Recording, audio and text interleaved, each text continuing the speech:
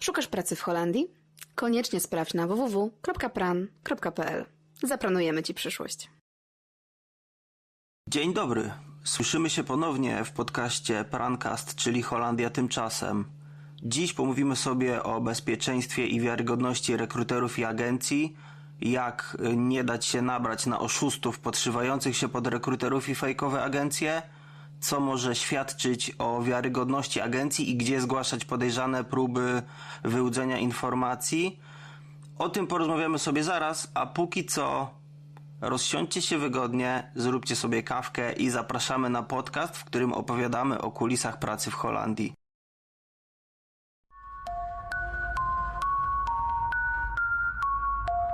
Słuchacie Prancastu.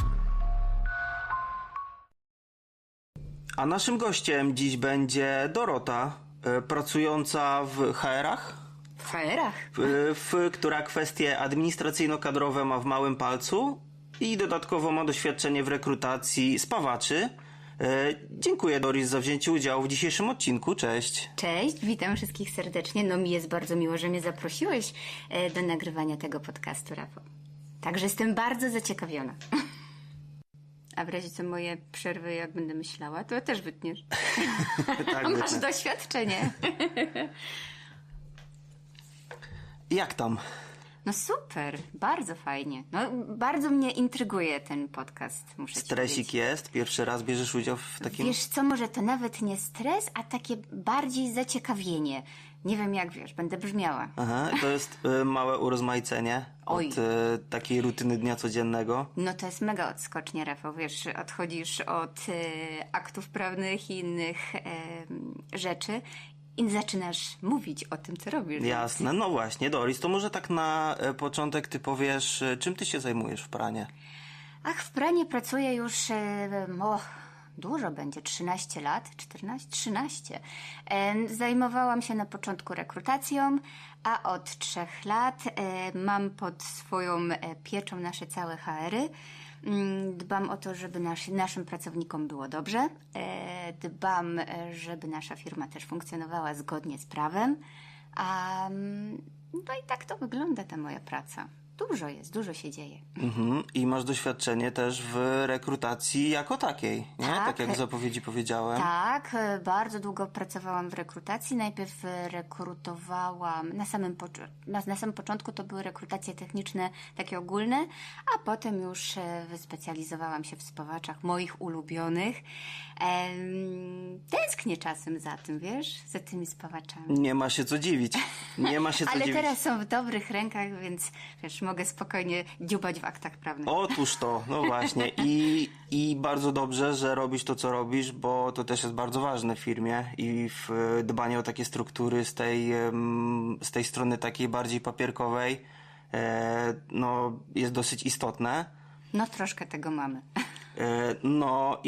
No dobra, no to myślę, że już możemy sobie przejść do całego clou tak naprawdę tego podcastu. Chcielibyśmy troszeczkę może uświadomić, jak to jest z tym bezpieczeństwem w sieci. Uważam, że no ty będziesz najbardziej kompetentną osobą. Dziękuję. No to może zacznijmy sobie od tego, że jak donosi serwis Euronews, w ostatnich latach zauważalny jest wyraźny wzrost liczby oszustw rekrutacyjnych w Europie, szczególnie w sektorze pracy tymczasowej. No właśnie, co może być tego powodem? Jak ty uważasz? Och, no niestety dzieje się tak, ponieważ no coraz więcej niestety fałszywych agencji chce pozyskać przede wszystkim dane naszych potencjalnych kandydatów. Wykorzystują do tego WhatsApp, wykorzystują do tego kanały społecznościowe. No nawet nie wiem, czy wiesz, że w 2023 roku wzrosła o 150% liczba takich oszustw niż w poprzednich latach. No, co oni robią, ci oszuści? No, przede wszystkim mamią nam, kandydatom potencjalnym, oczy wysokimi stawkami. W taki sposób zachęcają, żeby ludzie wyjechali do Holandii. No ale no niestety, trzeba być bardzo ostrożnym, trzeba bardzo weryfikować oferty pracy, agencje pracy, z którymi chce się współpracować. Trzeba bardzo rzetelnie podejść do tematu wyjazdu za A granicę. co jest powodem tego, że ten wskaźnik w skali lat tak bardzo poszybował w górę? No, myślę, że wiesz, przede wszystkim to, że no, można bardzo łatwo sprzedać teraz dane osobowe. No i w taki sposób ci potencjalni oszuści wyciągają od nas te dane osobowe, a potem je sprzedają dużym korporacjom. Niestety tak się też dzieje. Albo wyciągają od nas pieniądze, mówiąc, że my Ciebie zrekrutujemy, ale wpłać nam takie i takie pieniądze. No trzeba być bardzo ostrożnym i bardzo uważać na agencję. No właśnie, mieliśmy nawet jakiś czas temu tego typu sytuacje, że jakiś gość na Facebooku zaczął się pod nas podszywać. Tak, niestety. To były wakacje. Niestety pewien pan chciał być naszym pracownikiem i wyłudzać dane. Natomiast temat został szybko zamknięty, zgłoszony, bo to działo się na Facebooku, zostało to zgłoszone do Facebooka. No i na razie odpukać nie mamy takich przypadków więcej i oby tak też zostało. No właśnie, ja może tak troszeczkę przybliżę kontekst. Dostaliśmy pracowaliśmy sobie jak co dnia. Tak naprawdę i dostaliśmy pewną informację od jednej z naszych kandydatek, że na Facebooku ktoś wysyła, proponuje pracę. Tak. I podaje się za pran. Nie za bardzo wierzyliśmy na początku, ale dostaliśmy dowody w postaci screenshotów. Dokładnie tak. Zweryfikowaliśmy sobie szybko tę osobę faktycznie. Szybciutka blokada. Interwencja tak naprawdę była błyskawiczna. Do administracji Facebooka profile tej osoby były zgłoszone. No i otworzyło nam to trochę oczy, stąd właściwie też troszeczkę pomysł na ten podcast. Dokładnie. No ale to też w sumie rodzi pytanie, gdzie w takim razie szukać ofert pracy? No, przede wszystkim jeżeli szukamy pracy w Polsce, nie jesteśmy jeszcze w Holandii, szukamy na terenie Polski, no to przede wszystkim na znanych portalach ogłoszeniowych, na pracuj.pl, na OLX-ie, na Infopracy. Również możemy sobie szukać w Euresie. Eures to jest Europejski Portal Mobilności Zawodowej. Tam też można znaleźć oferty pracy. Znane też międzynarodowe portale ogłoszeniowe jak LinkedIn, Indeed. Tam też można szukać, ale w Polsce bym się skupiła głównie na Pracuj OLX. A jak ustalić, czy dana oferta albo czy dana agencja właściwie jest legalna? Da się to w ogóle jakoś sprawdzić? Oczywiście, że tak. Każda agencja rekrutacyjna czy agencja pracy tymczasowej w Polsce musi posiadać wpis do Krajowego Rejestru Agencji Zatrudnienia, tak zwany potocznie KRAS. Każde ogłoszenie, każda informacja związana z agencją musi być opatrzona tymże numerem KRAS. Możemy sobie też zweryfikować firmę po NIP-ie. Możemy, jeżeli mamy już informację, dokąd jedziemy za granicę, możemy sobie sprawdzić, czy na przykład dana agencja jest objęta kodeksem ABU lub NBUBU. To są kodeksy, które zajmują się, to są kodeksy pracy, tak jakby. Kodeksy bezpieczeństwa. Warto z takimi agencjami współpracować. Ale to chyba nie jest jakoś bardzo szeroko znana praktyka, prawda? W sensie, Wiesz na co, przykład z reguły... ja szukając pracy raczej nie zastanawiam się, to znaczy inaczej, nie sprawdzam firmy po tym numerze KRAZ na samym początku.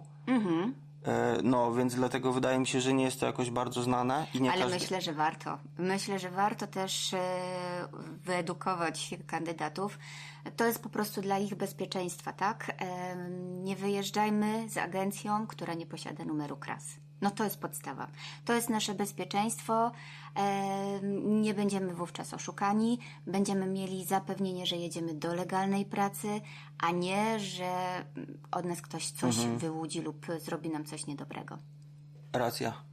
Racja. Zwłaszcza, że to są nasze pieniądze Dokładnie, potencjalne. dokładnie. Nasz czas. No nikt by nie chciał być tutaj raczej oszukany przez na przykład że jakichś tak. rekruterów. A skoro już w temacie rekruterów, jak takich rekruterów weryfikować? Czy to nie są podszywacze? No, rekruterzy głównie kontaktują się telefonicznie, przedstawiają się. Możemy zawsze sprawdzić, czy w danej agencji rekrutacyjnej taki rekruter pracuje. Jeżeli kontaktuje się z nami przez profil na kanałach społecznościowych, możemy zweryfikować, jak ten kanał wygląda, tak? Czy jest imię i nazwisko, czy jest firma podana, z jakiej się kontaktuje, w jaki sposób się z nami kontaktuje, czy on szybko na nas wymusza informacje podjęcia decyzji, czy ma ktoś wyjechać do Holandii, czy też nie, jakie dane od nas żąda. Bo pamiętajmy, nie możemy wysyłać rekruterom skanów dowodu, nie możemy wysyłać informacji dotyczącej banku, nie możemy podawać PESEL. To są dane wrażliwe, których nie możemy upubliczniać, tak? A rekruter nie może ich od nas pobrać. Nie możemy też pobierać danych bankowych, bo to są również informacje wrażliwe. No i najważniejsze, Rafał, jeżeli rekruter żąda od nas pieniędzy, zapłaty, blika, czegokolwiek, no to tu już nam się pali czerwona lampka i informacja ucieka i to nie jest legalne. Nie możemy pobierać żadnych opłat za rekrutację, za znalezienie pracy, absolutnie nie. To jest niedozwolone. Ale to tak wygląda w każdej organizacji, czy tylko w agencjach rekrutacyjnych? Bo... W żadnej nie możemy pobierać opłaty za znalezienie pracy. Tak. Mam teraz na myśli właśnie dokumenty, bo ja pamiętam w poprzedniej mojej pracy, która była też w rekrutacji, to normalnie tam no to było raczej powszechną praktyką, że my prosiliśmy o wysłanie skanu dowodów, było to potrzebne, z tym, że tamta agencja, oprócz tego, że rekrutowała, to była też agencja zatrudnienia, nie? Właśnie. I tutaj trzeba też zwrócić na to uwagę, bo są agencje zatrudnienia i agencje rekrutacyjne. Rekrutacyjne tylko i wyłącznie rekrutują i kierują nas do pracy za granicą. Za granicą się podpisuje oczywiście właściwy kontrakt na warunkach holenderskich. Są też agencje, które zatrudniają tak jakby w Polsce i oddelegowywują nas do pracy do Holandii. Wówczas się jest zatrudnionym w Polsce, a miejsce pracy jest na przykład Holandia. Aha. Na to też trzeba zwrócić uwagę, ale w żadnym przypadku nie można zostać pobrana opłata za rekrutację. Nieważne w jaki sposób jesteś zatrudniony, nie możesz pobierać oczywiście żadnych opłat. Dobra, czyli to, czy agencja zatrudnia, czy rekrutuje, to też jest dosyć ważna, uważam, informacja, którą Oczywiście, warto sobie tak. zawsze weryfikować, nie? Pewnie. Okej, no dobra, a No i jeszcze... też zweryfikować, czy podpisujesz umowę jakąś, tak? Bo akurat w Pranie uważam, jest to znakomite rozwiązanie. Podpisujemy umowę przedwstępną, gdzie kandydat ma wszelkie informacje, tak? Dokąd jedzie, co będzie robił, za jakie pieniądze będzie to robił, jakie są koszty związane z zakwaterowaniem, jakie ma ubezpieczenie. I on z takim pakietem informacji wyjeżdża do Holandii. W Holandii podpisuje właściwy kontrakt. Właściwie teraz już robimy to przed wyjazdem. Dobra, rozumiem. Czyli jest ta podstawka, że jadę do pracy ma legalnie. zapewnienie, że jedzie do legalnej pracy na Okej. terenie Holandii, że będzie pracował na tym i na tym stanowisku, że będzie zarabiał takie i takie pieniądze. Więc ma tą pewność. Tak? Czyli, że to nie jest firma krzak. Dokładnie Tak tak. zwana. No dobra, a jeszcze jakie czerwone flagi w procesie rekrutacyjnym mogą się pojawić? Na co powinniśmy zwrócić uwagę? Wiesz co, w jaki sposób będzie też opisane stanowisko pracy. No, na to też warto zwrócić uwagę w ogłoszeniu i jak nam rekruter przekazuje informacje. Jeżeli na przykład znajdziemy ogłoszenie o pracę i nie będzie strony internetowej agencji, no to też może być czerwona flaga. Może być też, jeżeli firma nie posiada swojego biura.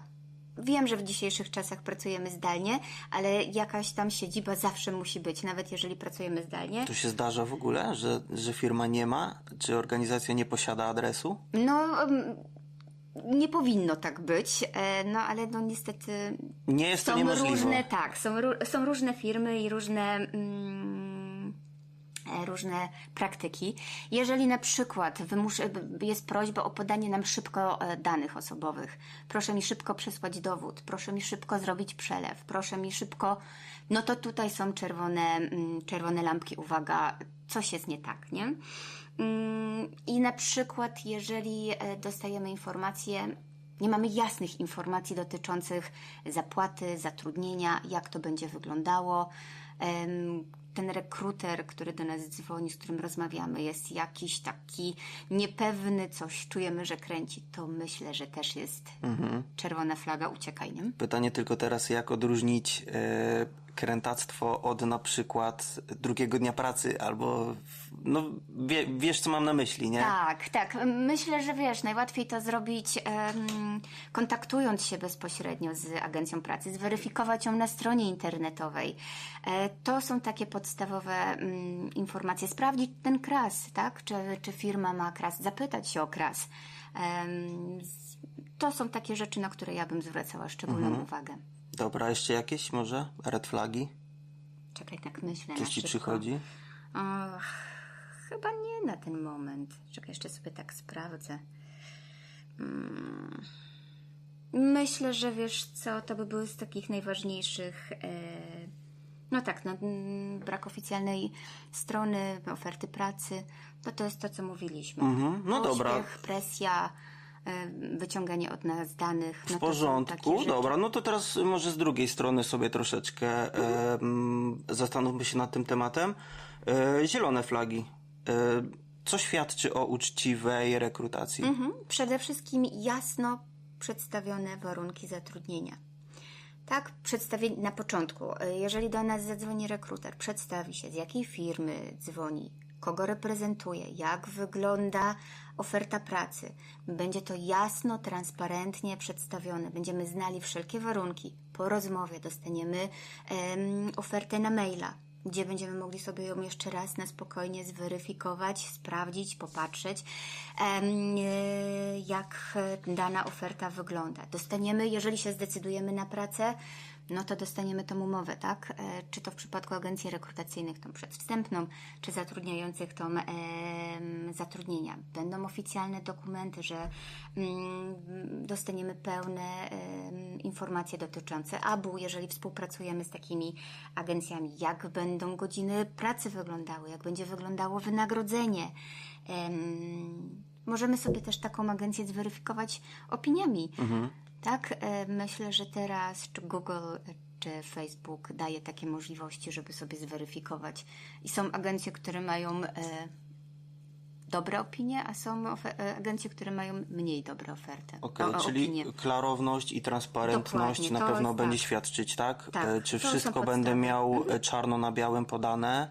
Tak, możemy też zawsze tym krazem też się posiłkować. Okej, czyli czy strona istnieje, czy ma Dokładnie. adres, tak jak Tak. już tam było wcześniej? Możemy sobie zawsze nawet na stronie KRAS-u sprawdzić, czy dana agencja rekrutacyjna istnieje, wpisując po nazwie po prostu, tak? Wpisując plan spółka ZO, tam będziemy. No i te opinie, nie? Pytanie tylko właśnie, no bo może się zdarzyć, że opinie mogą być wykreowane różnie. Tak. Na przykład konkurencja może bardzo Kogoś nie lubić. namieszać troszeczkę. Napisać coś nieprawdziwego. No wiesz, no zawsze sobie możemy to zweryfikować, tak? Ja bym uważała na agencje, które mają mniej niż 3 gwiazdki. No Z takimi tak. bym nie jechała. No i w sumie też często w rozmowie już z samym rekruterem lub osobą podającą się za rekrutera, nawet w rozmowie często, nie? Już słychać, że to jest takie... Coś jest nie Coś tak, mi nie nie? pasuje, tam coś Coś takie jest- naciągane, ktoś tam za bardzo naciska albo za szybko chce coś uzyskać. Tak. A gdzie szukać, jeśli już powiedzmy, że no powinęła nam się nóżka, zaufaliśmy, bardzo pilnie potrzebowaliśmy pracy, padliśmy ofiarą oszustwa, Tak. gdzie możemy szukać pomocy? I to jest bardzo ważne. No bo tak, jeżeli już jesteśmy na tym terenie Holandii, okazuje się, że nie mamy tej pracy, przyjechaliśmy i tam nic nie ma, no to przede wszystkim warto się udać do placówki konsularnej w Holandii. Można się skontaktować z ambasadą RP w Hadze. Możemy się skontaktować z Urzędem Europejskim do spraw pracy, no i przede wszystkim policję, nie? No to jest taka podstawa, trzeba zgłosić to na policję, że zostaliśmy oszukani. I to są takie podstawowe rzeczy. Możemy też podać może potem w tekście podcastu, gdzie szukać Wrzucimy pomocy w opis. dokładnie. Tak, wrzucimy w opis, czyli ścieżek generalnie, gdzie pomocy szukać jest wiele, czyli to Tak. nie jest tak, że pracownik już faktycznie jest zostawiony samemu Tak. sobie. No i myślę, że też dobrym rozwiązaniem jest poszukanie nowej pracy, ale to już nie na wariata, tylko sobie na spokojnie zweryfikować agencję już będąc tam na miejscu. No okej, no dobra, a gdybyśmy chcieli sobie podsumować tak naprawdę przede wszystkim co zrobić, żeby nie paść ofiarą oszustwa, przede wszystkim zapobiegać, tak? Czyli już Tak. sprawdzać przed Oczywiście. legitność agencji, weryfikować rekruterów. Weryfikować agencję, sprawdzać numer kras, sprawdzać rekruterów na Facebooku, kontaktować się, jeżeli dostaniemy ofertę, sprawdzić sobie na spokojnie tą ofertę, nie wysyłać żadnych pieniędzy, no to jest podstawa, Racja, tak. Nie wysyłajmy żadnych pieniędzy, nikt od nas nie może to nie przez dokumentu do rekruterów. Może się tak zdarzyć, że na przykład klient z Holandii zażyczy sobie tych dokumentów, no to firma, która zatrudnia, to jak najbardziej tak. Natomiast firma, która tylko i wyłącznie rekrutuje, to absolutnie nie. No ale ja myślę, Rafał, że najważniejsze to nie wysyłać tych pieniędzy, tak? No bo ani nie podawać swojego numeru PESEL i dowodu. To są dokumenty, które są dane wrażliwe. No i zgodnie z RODO nie możemy ich pobierać jako agencja. W myśl, że lepiej zapobiegać niż Dokładnie. potem leczyć. Lepiej jest sobie poświęcić chwilę na weryfikację Oczywiście. oferty i agencji, niż potem musieć angażować służby albo jeździć po ambasadach. Dokładnie tak. Lepiej sobie to wszystko zweryfikować na spokojnie. No dobra. Czy coś jeszcze? Albo może inaczej. Gdybyśmy chcieli podsumować, na przykład mam ochotę, chcę sobie pojechać do Holandii. Tak. Jak wygląda krok po kroku proces, który muszę przejść, żeby móc spać spokojnie, żeby wiedzieć, że nic mi nie grozi?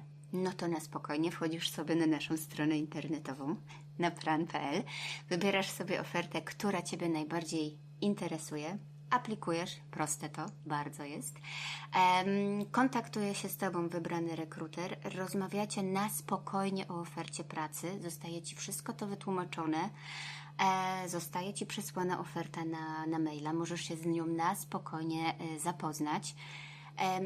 Jeżeli podejmiesz decyzję na tak, jest jeszcze rozmowa z rekruterem face to face. No, idziemy z duchem czasu, więc jest ona online. Więc Czyli też wtedy mam tę pierwszą możliwość, że mogę sobie możesz zweryfikować. rekrutera, czy on faktycznie istnieje i czy to on. Więc jest rozmowa. Jeżeli jest wszystko w porządku, dwie strony są na tak, organizujemy wyjazd. Nasi rekruterzy tutaj zajmują się też organizacją transportu, więc jest taki kandydat bardzo zaopiekowany przed wyjazdem. No i podpisujemy umowę przedwstępną, dostajemy adresy i kandydat jedzie do Holandii. Więc proste, nie? Myślę, że tak. Myślę, że tak. No cóż. Dzięki Doris w takim razie za niezwykle ciekawy i merytoryczny wywiad. Mam nadzieję, że w zakresie bezpieczeństwa ta świadomość będzie większa po tym odcinku. A czego mogę Ci życzyć? Och, wiesz co, żebym miała cały czas co robić, więc ja lubię, wiesz, jak się coś dzieje. Ja jestem taką osobą, jak to mówią, szybki pershing. Ja lubię, jak się dzieje, żeby się działo. Ja lubię, jak się dzieje. No to bardzo Ci tego życzę. A coś jeszcze chciałabyś od siebie dodać na sam koniec? Chciałam podziękować Ci, Rafał, za zaproszenie. Fajnie mi tu u Ciebie, wiesz? Myślałam, że będę się czuła Cozy. jakoś tak, a tu jest naprawdę fajnie. Fajnie, polecam. Dziękuję, Rafał. I ja dziękuję również.